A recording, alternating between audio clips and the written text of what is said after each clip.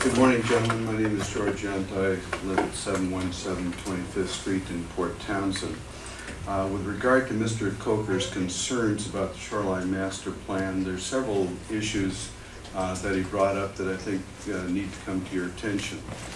Number one is the issue of the 150-foot buffer has been already ruled on by the State Court of Appeals and upheld in Whatcom County. And the primary reason for that is that it's directly related to the critical area ordinance that they adopted.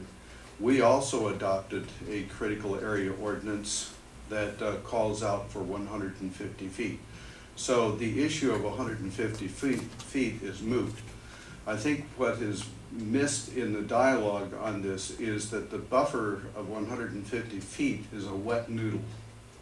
If anyone would take a look at the Shoreline Master Program, they could see that there are 5 different ways with which to adjust that line, with the primary concern being any kind of harm to the shoreline.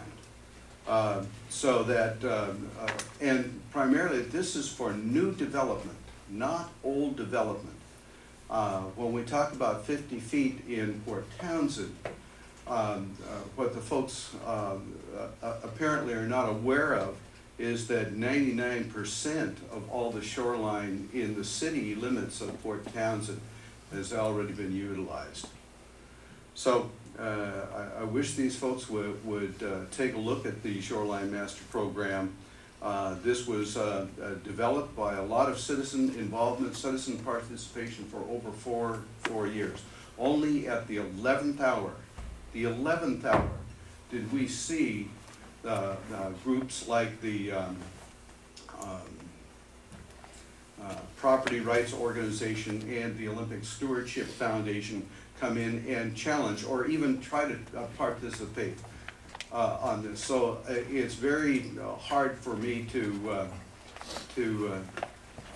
understand why there is a concern on this at this point. The 150 foot has already been decided in court. Will it go to the Supreme Court of the state? I hope it does, because there is a great deal of case law that indicates that it will be upheld.